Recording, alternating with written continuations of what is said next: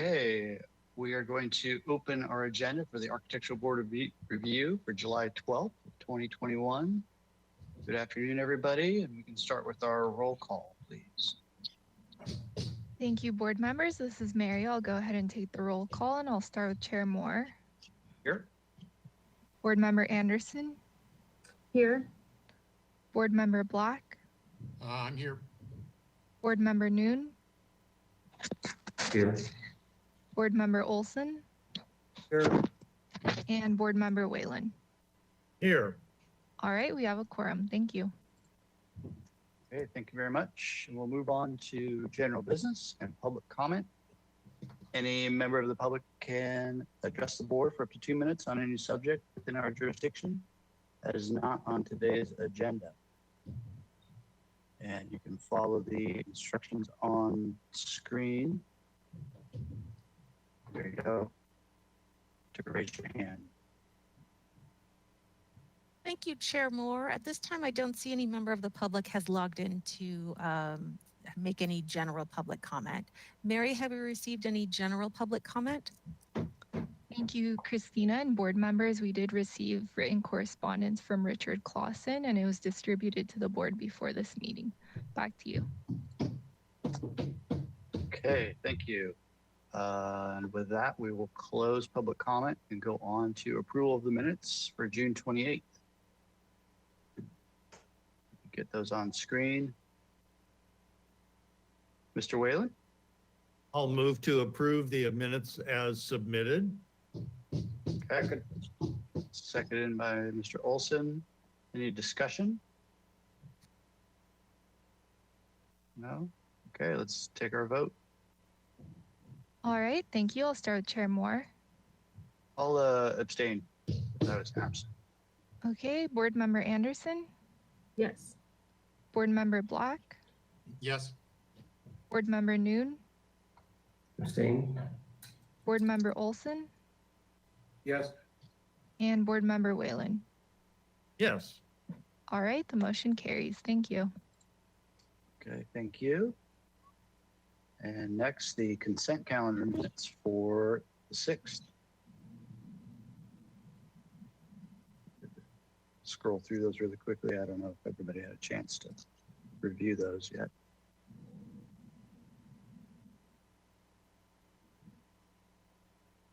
Okay. Mr. Whalen? Again, I will move to approve the consent minutes as submitted. Seconded by Mr. Olson. Any discussion on those? No? Okay, let's take our vote. All right, we have Chair Moore, Yes. Board Member Anderson, Yes. Board Member Black, Yes. Board Member Noon, Yes. Board Member Olson, Yes. and Board Member Whalen. Yes.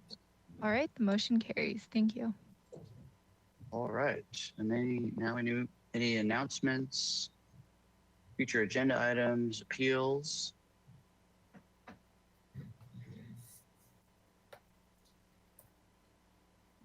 Thank you, Vice Chair Six. Staff has just a couple announcements. The first being that Vice Chair Six will not be in attendance at today's meeting.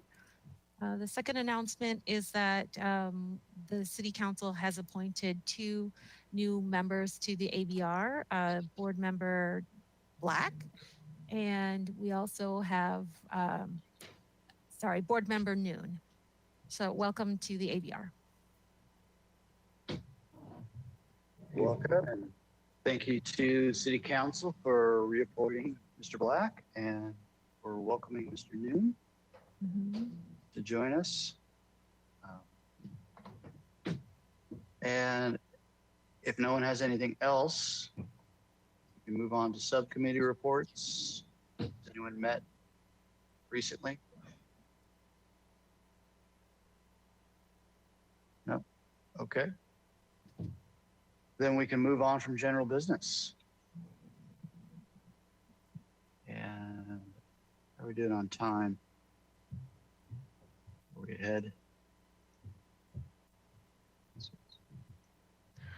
Thank you, Vice. 3:15. So we could get going.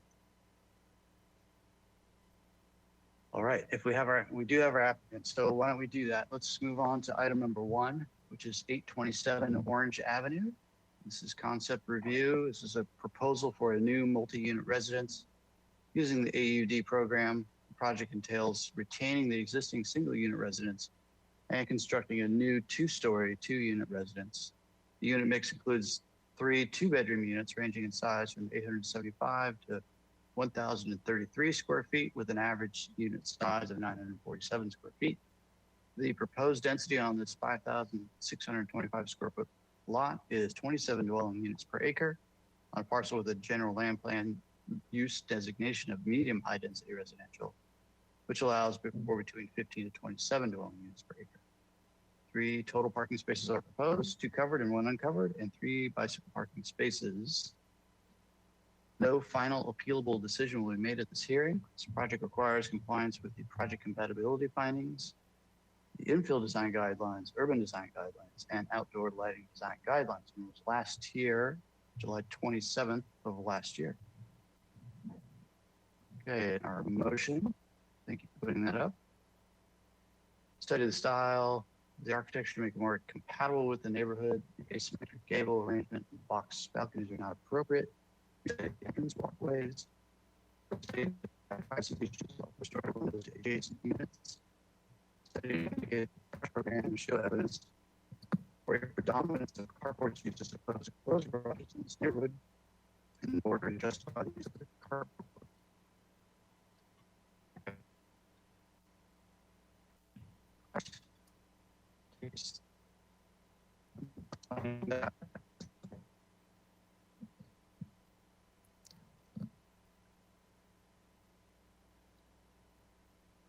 Chair Moore, on our end, we've had you a little bit garbly for reading the motion. I'm not sure if other people also experienced that. Staff certainly did. I did. Okay, thank you, Board Member Olson. Is it possible we can have another board member just read that? I can read it. Thank you. The motion is to continue indefinitely with comments to study the style of the architecture to make it more compatible with the neighborhood. The asymmetric gable arrangement and the boxed balconies are not appropriate. Restudy the entrance walkways to both of the units. Further study and document privacy issues of upper story windows to adjacent units. Study and indicate the trash program. Show evidence for a predominance of carports as opposed to closed garages in this neighborhood in order to justify the use of a carport. The action was 6-0 in favor of the motion. And then Okay, Chair, can everyone hear me now? Yes. Yes, great. yes, very clear. And Chair Moore, I just wanted to clarify why this project is back in front of you. This project submitted for application completeness and was incomplete, but the project applicant has redesigned their project and they're seeking comments from you today. So there won't be an opportunity to give any appealable action, but the applicant is seeking comments and they can describe that in their presentation.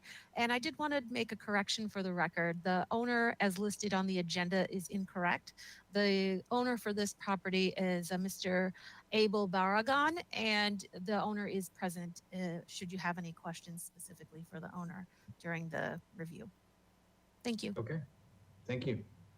Well, let's have our applicant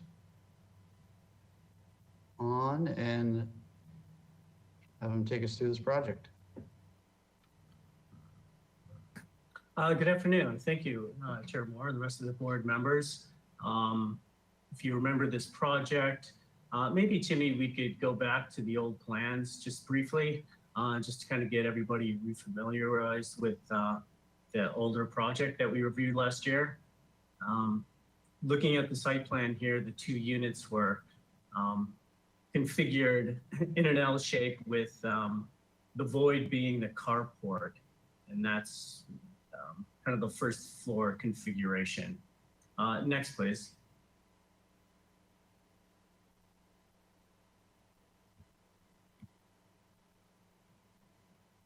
And those were just some of the two units next to each other. Next, please.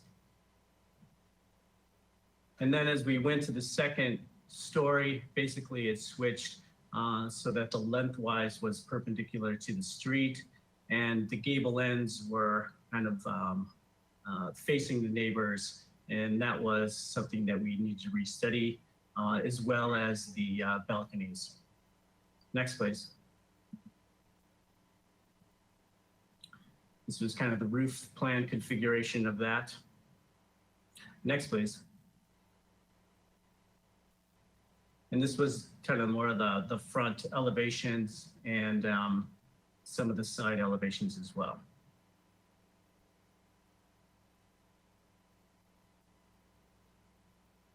Okay, we can move on to the new plans.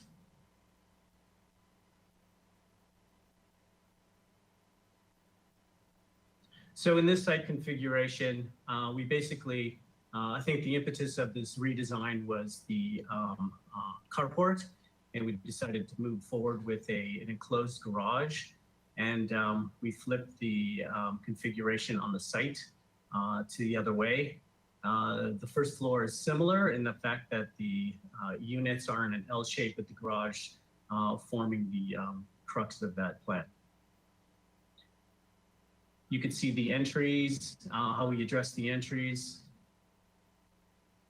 If you look at Unit C, there's an entry court off of San Pascal and a private entry into the unit on the right side of the driveway. Onto the left side of the driveway, we've got a walkway and private entry court going into the Unit C in the back.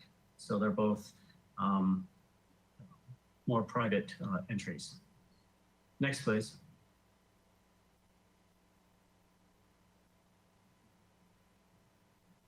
So again, this is the first floor configuration with the driveway going into the garage. The trash program is located in an enclosure that's right off the driveway.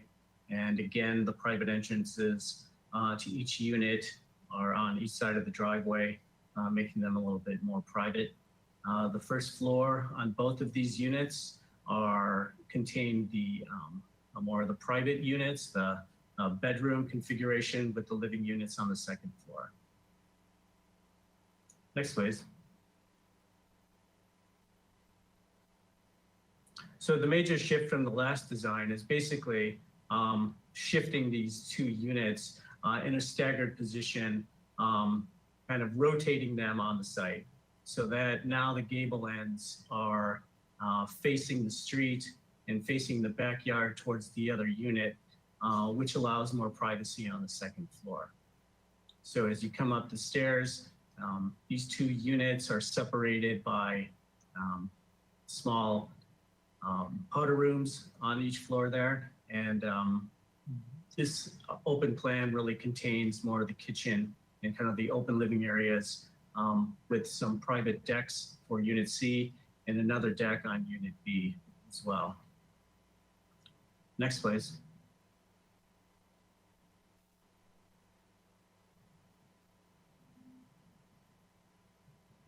So the roof plan shows more of a symmetrically gabled roof forms that each unit is kind of sliding past each other, and with a smaller form being the skylit powder rooms in the center to kind of separate those structures. Next, please.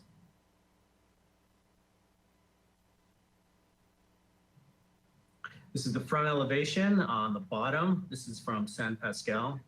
So we're really looking at two different units that have their own kind of separate identity to them, being each form and having a little separate area. The first one, or Unit C on the right, has its own private entry kind of courtyard with this form above their private spaces. And unit B to the left is over the garage and has the entry gate to the left of that. And both of them have large windows looking over the street to allow for lighting and views. And these are offset. You go to the north elevation above. This is the rear elevation and between the units and the existing unit A. And on the left is unit C, and they have a private wall, a 5-foot wall that kind of defines their open exterior private space above. And to the right is unit B, and they have a window on the corner unit looking towards the mountains over the neighbors. Next, please. These are the side elevations. If you go to the bottom one, San Pascal is the street on the left-hand side there. So that basically shows the east elevation of unit C, where the entry courtyard is to the left. And you can see the delineation of the two floors. First floor is more of an exterior plaster look to it, and the top kind of overhangs it just slightly with the material being more of a vertical metal siding and vertical standing seam roof. It kind of is one material with a couple different patterns of that delineating and defining that form up on top of the open living spaces. You can see that opening, that open punctuated area in the center there. That window is set back from the exterior line of the building, probably about 3 or 4 feet. So it's about 9 or 10 feet away from the property line. And the deck on the back and the rear, that wall is 5 feet to kind of keep that private from the neighbors as well. You go to the west elevation above. This is looking at the side of unit B. You can see the side of the garage punctuated by those 2 windows. You can see how the 2 forms and the 2 units kind of offset. There's the trash gates to the right of that. And as you come through that entry sequence, the entry door to unit B is to the left of the garage, and you enter in there. They also have kind of a punctuated form in the middle, and that wall is also 5 feet high to kind of provide some privacy from the neighbors, but also providing a well-needed exterior space for the privacy of that unit. That corner window again faces north to the mountains and really has good views towards the mountains that way. Next, please. These are some sections, cross sections through the property. Again, it's only 45 feet wide, so it is pretty narrow. Each of these units are about 15 feet wide, and they're kind of symmetrical about them, and trying to retain some simplicity to the design, but adding some interest and kind of differentiating both of the units. So if you start at the bottom, that's towards the rear of that, moving towards San Pascal. So just looking at the section through unit B, the private spaces, and then above both units, how they flip on the second story to have open living spaces. And then the other sections kind of show the private open space on the decking on section 2 on unit B, and then also above that showing the kind of planter and that window on unit C, looking that way. Next, please. Here's some longitudinal sections looking through that, showing the relationship from the street to the left to the open yard space on the right. first floor containing the private bedroom spaces, and then on the second floor being more open and really more focused on the views and the ventilation and light. Next, please. Here's some model massings, some conceptual massings that we see happening for the project.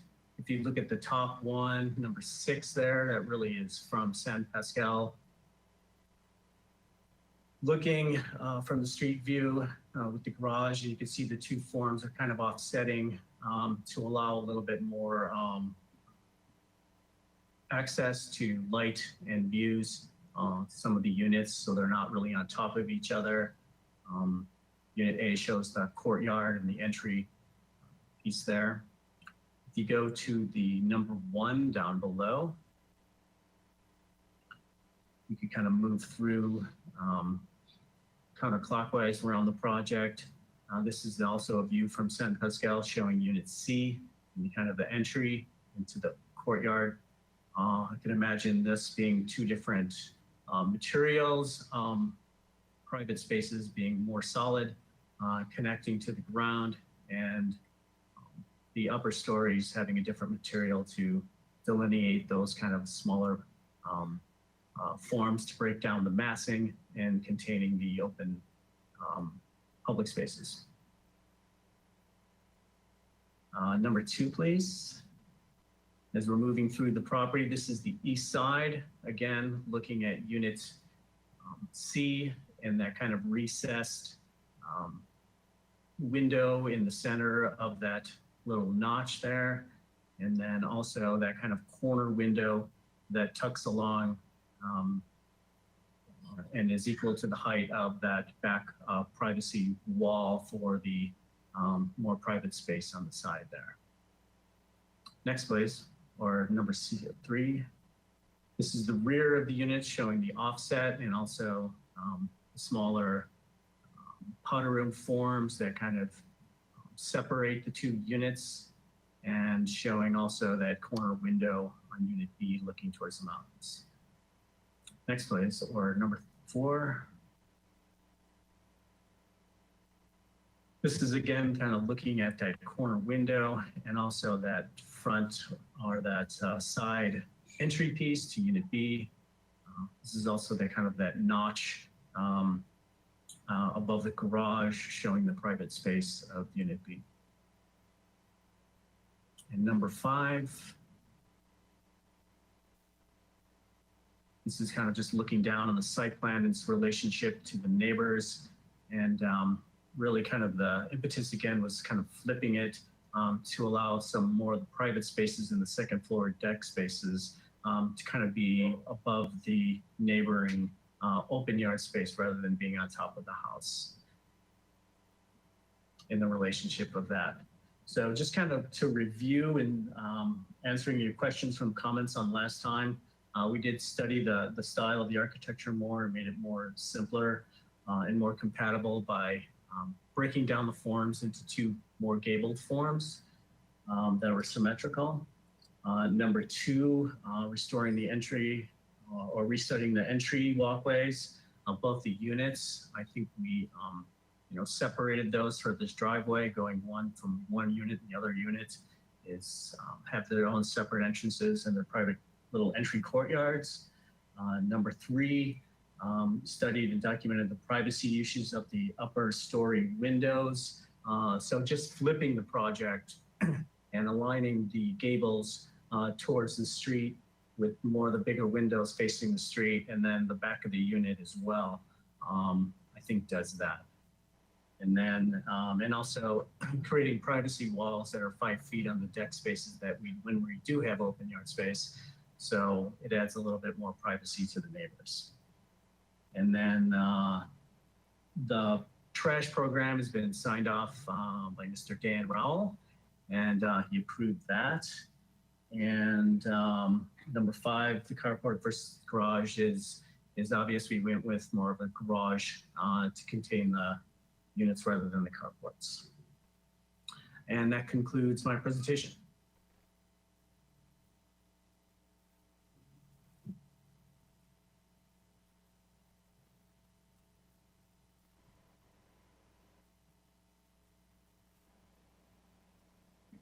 You're muted, Chairman Moore.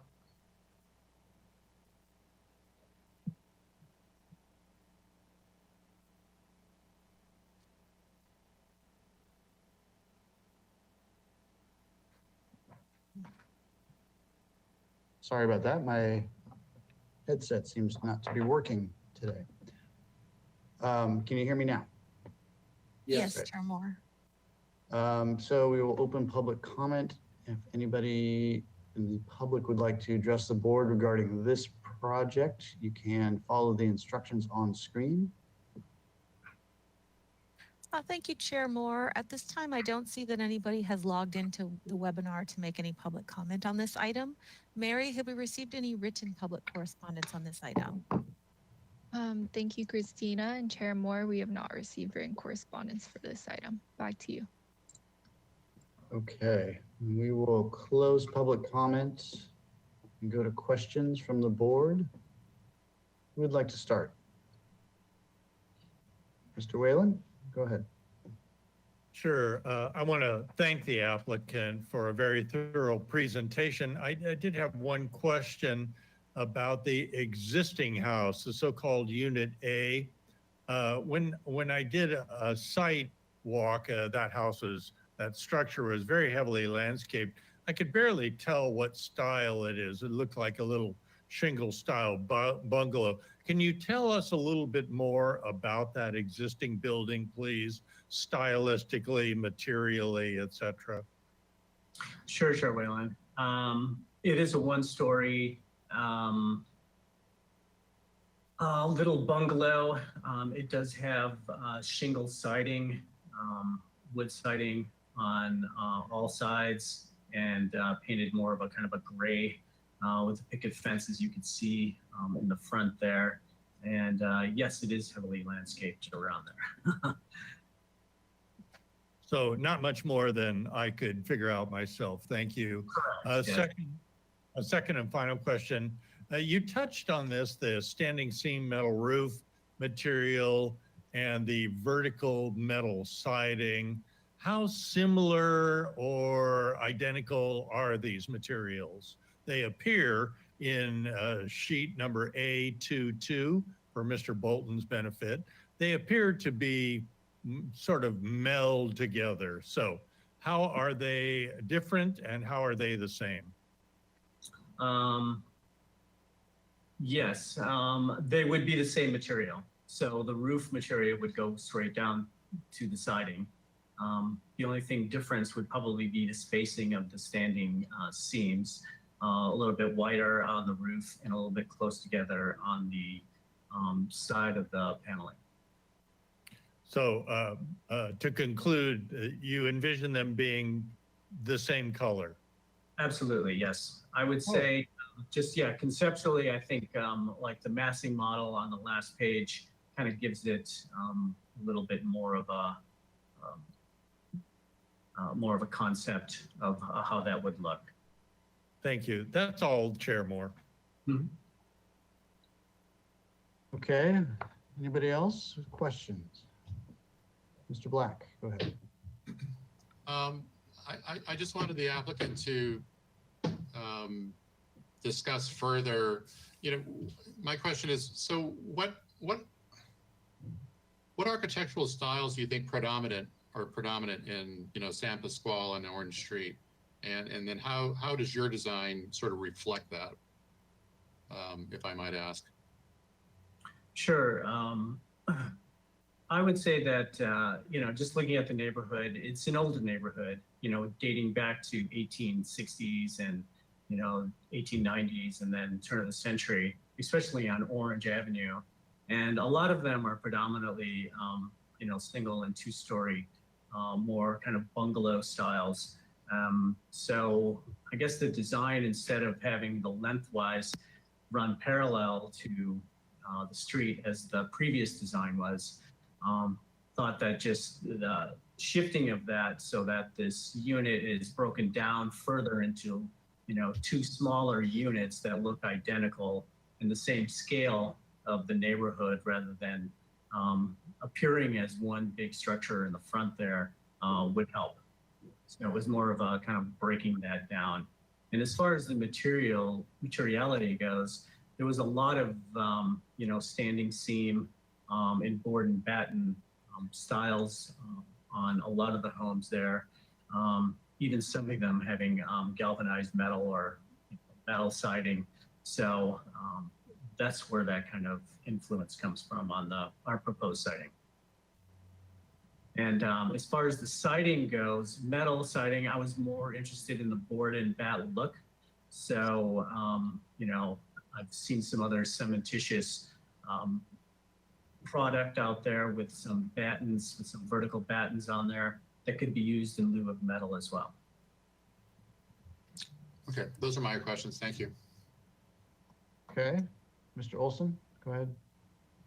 Yes, could we review the neighborhood a little bit with some pictures and look at those pictures again so we have some idea of comparison with heights on this unit compared to their close neighbors?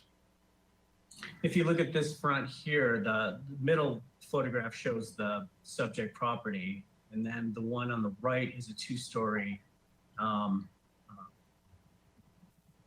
stucco exterior unit that runs to the back, and then the property on the left dates back to turn of the century with a vertical board and bat, one story. How about others close by? Sure.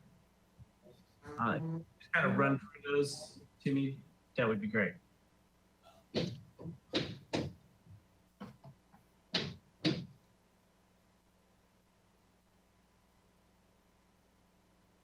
Okay, that's really shows the, next please. So this is the back end of San Pascal. So this is where the project would be fronting. So the property on the left is a one-story older structure, and then the structure on the right is definitely an older board and bat one-story. Next, please. There's some more photographs kind of showing the neighborhood. That's the back of the house, the original bungalow. Next, please. Next, please.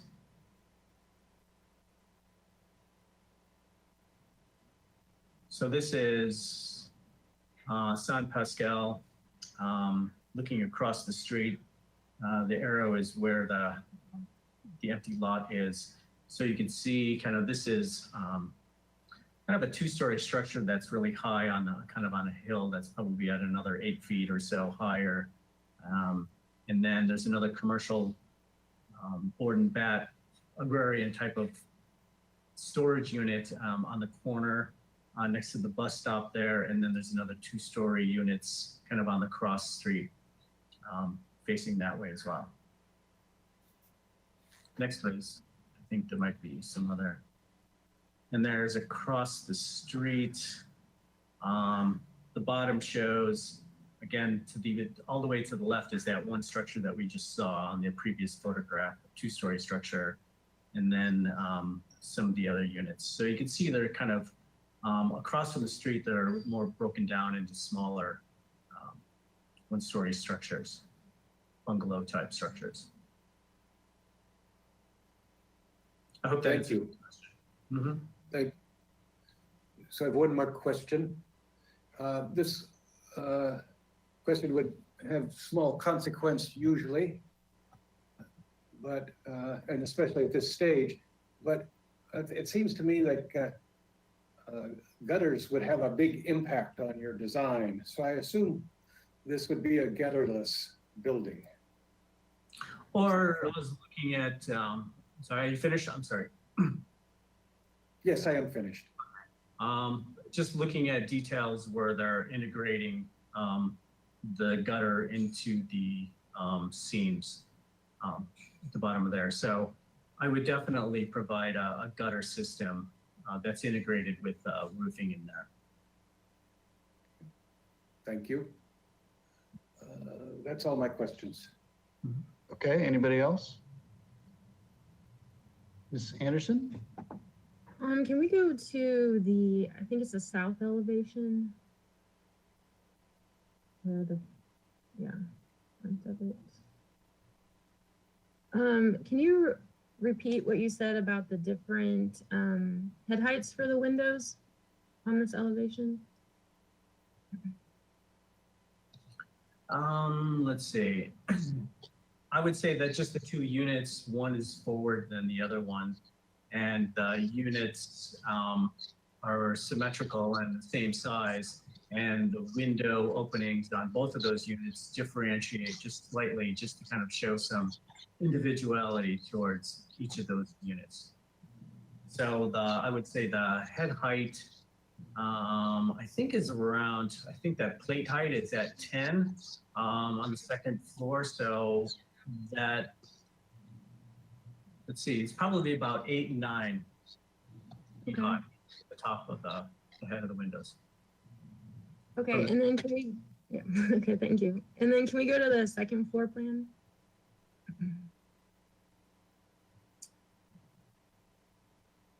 Okay, so the full height windows at that corner are in the stairwell.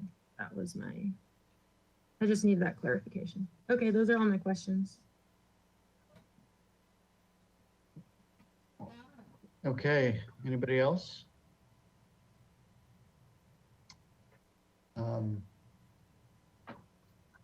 Okay, then let's go on to comments. Thank you very much, Mr. Kraus.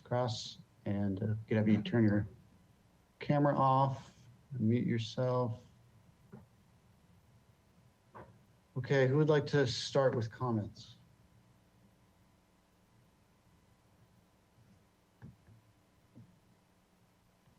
I can start. Okay, go ahead. I want to thank the applicant for his attention to our comments, and I do believe that he's addressed them significantly. I think it's an interesting building, and we will be interesting to see it. I suspect that given the age and some neighbors, that will be something of a shock to them as it goes up, because it won't look like other houses in the neighborhood, which I'm not objecting to it for that reason. But I do think that if there was any way to lower the building, to lower that interior height of the interior second floor, that it would help with that issue. But I wouldn't make it a condition. Those are all my comments. Okay, thank you. Anybody else with comments? Mr. Whalen. Sure. Thank you, Chair Moore.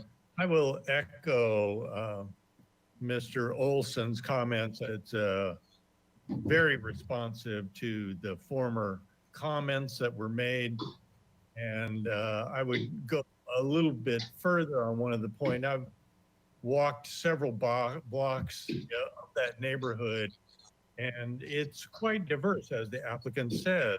Building styles of the past century are there, and these new homes that are proposed are really, I don't see them as being out of character at all. Certainly, the way they manifest themselves and materials and disposition are new, but then that's the history of this neighborhood. So I think in terms of compatibility, I would find it compatible with the neighborhood.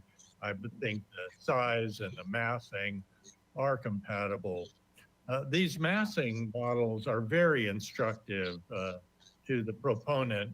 It would be helpful if the adjacent buildings were also shown so that the board could thoroughly understand and analyze that relationship rather than just the one out in space there. I made a point.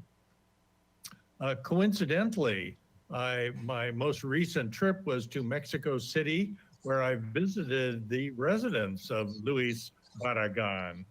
And I would encourage you all, if you ever have the opportunity, that I found a curious coincidence that this is the proposal of a Mr. Barragan, and that one zoning ordinance or law in Mexico City is that you cannot have a view into an adjacent garden or parcel, strictly prohibited.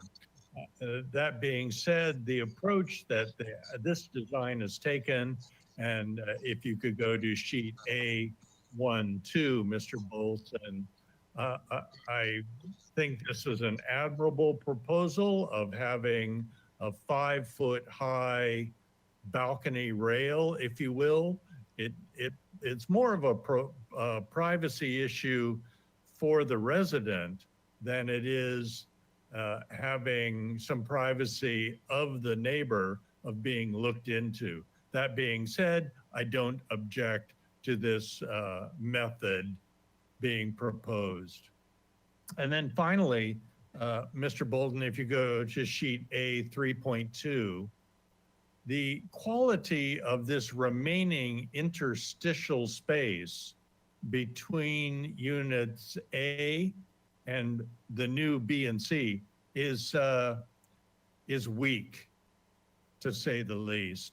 It's going to be mostly in shadow for half of the day, while the facade of units B and C is somewhat animated. I'm concerned that this interstitial leftover space, which I think is going to be important to everyone who lives on this site, needs some attention. And as the proponent moves along, developing a landscape plan that will absolve what I see as a kind of a shortcoming. I like all the changes that they've made so far, and I appreciate the opportunity to make the comments. Thank you. Okay, thank you. Who's next? Anybody? Okay, Mr. Black, go ahead. I'm interested in the other comments relative to neighborhood compatibility.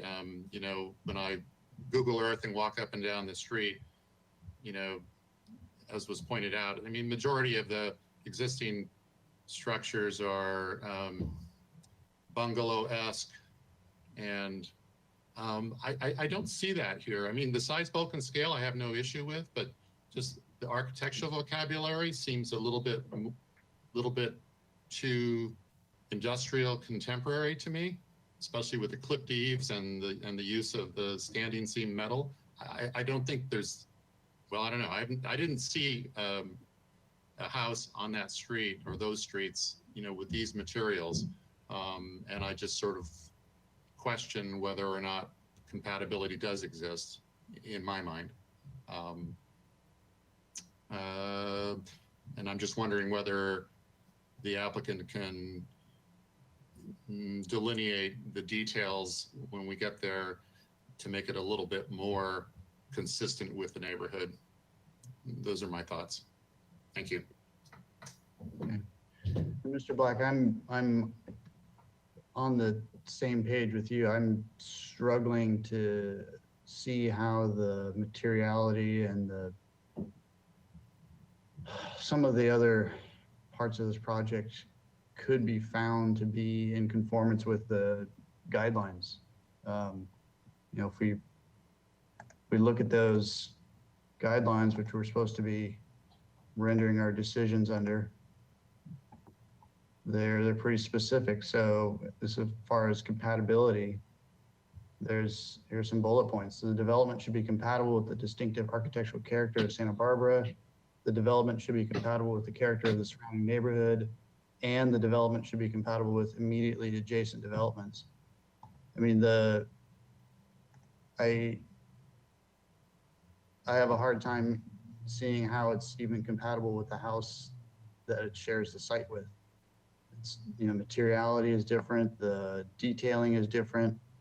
I have no issue with the mass, bulk, and scale. I think that's appropriate for the neighborhood, but I really I don't see how we could defend a decision to accept this particular style as being compatible with the guidelines. So those are my comments. Any others? Chair Moore, Yes, go ahead. I'll add simply that that I'm not commenting because I haven't had a chance to review previous minutes and videos of previous meetings, nor have I reviewed the site. Okay. I would just like to speak to your point, Chairman Moore. Because I do see that this is a stretch for neighborhood compatibility. But when do architects in Santa Barbara get to practice the art of architecture?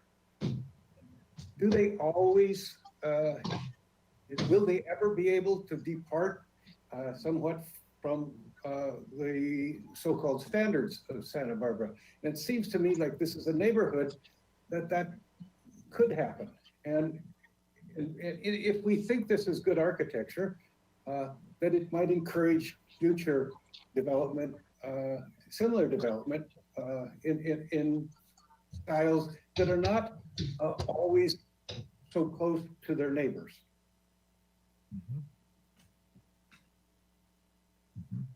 Well, as a part of that discussion, I think there's certainly places for that. And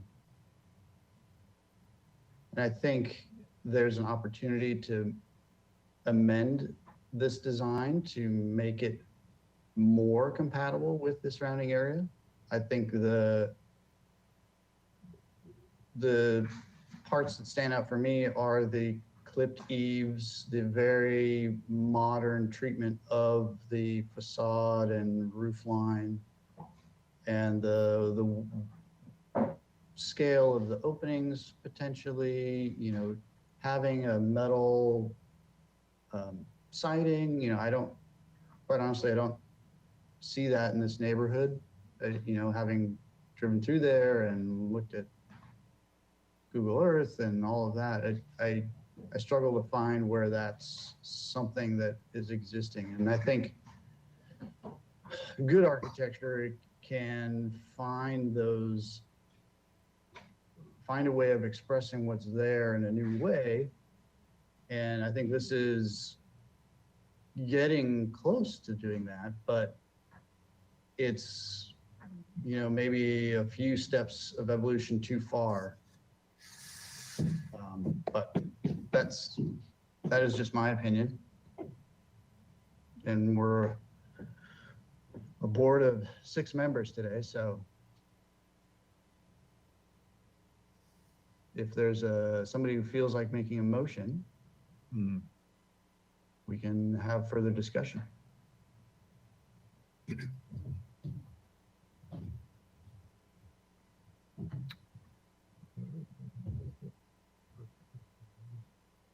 It sounded like there's a few people that were comfortable with the direction and where this project is currently. So if Can I that's, ask you a question? go ahead. I guess I'm struggling with I like that they turned both of the units so that they face San Pasqual, because I watched the last video and read the minutes, and I think that was a good move. But from the street, and I don't know if this is good or bad, but it's confusing. On the first level, it looks like one house with the garage and the entry door, and then you go upstairs, and then it's like trying to change it so it looks like 2 units. And I don't know, I feel like I'm kind of just struggling with the proportions and I guess the way it's being portrayed.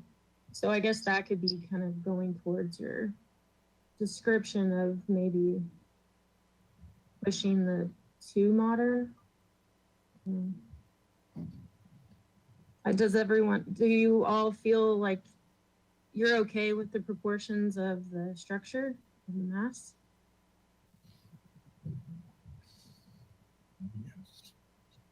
Mhm. Well, let's remember the motion from the last time, we can read it again, was number one, study the style of the architecture to make it more compatible with the neighborhood. The asymmetric cable arrangement and the box balconies are not appropriate. So there was concern last time about the proposed style. Mm-hmm.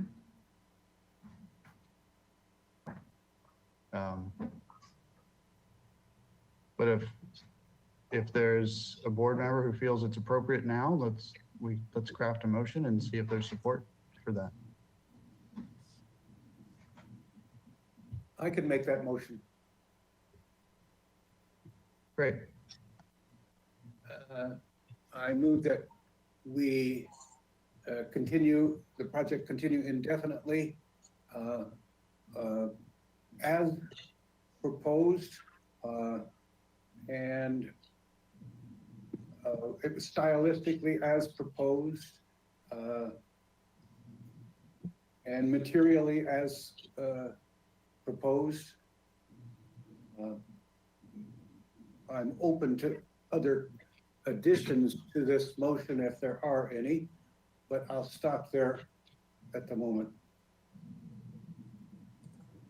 Okay, thank you. Do we have a second? I'll second that. That reflects my view of a proposal to this point. All right. Any discussion? No changes? Okay, let's take a vote. All right, thank you. I'll go ahead and start with Chair Moore, No? Board Member Anderson, No. Board Member Block, No. Board Member Noon, Abstain. Board Member Olson, Yes. and Board Member Whalen. Yes. Okay, so the motion fails. Okay.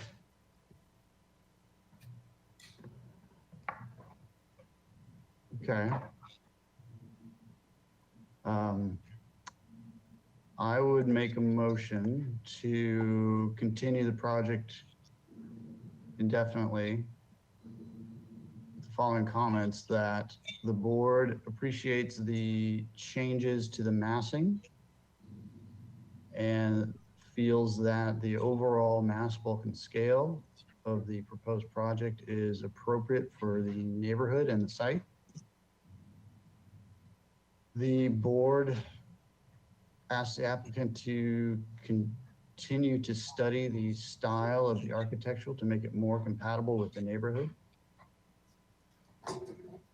To provide a landscape plan showing that provides screening to the adjacent properties.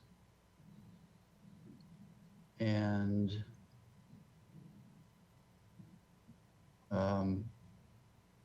provide additional photography of the neighborhood and surrounding structures to support the proposed, if still proposed, the style of architecture presented.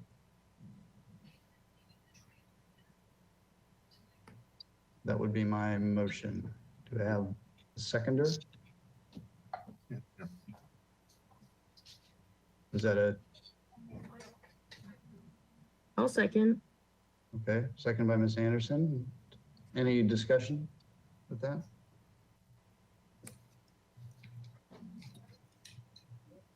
Any additions to that? No? Okay, let's take our vote. All right, I'll start with Chair Moore, Yes. Board Member Anderson, Yes. Board Member Block, Yes. Board Member Noon, Abstain. Board Member Olson, No. and Board Member Whalen. No. All right, thank you. The motion carries.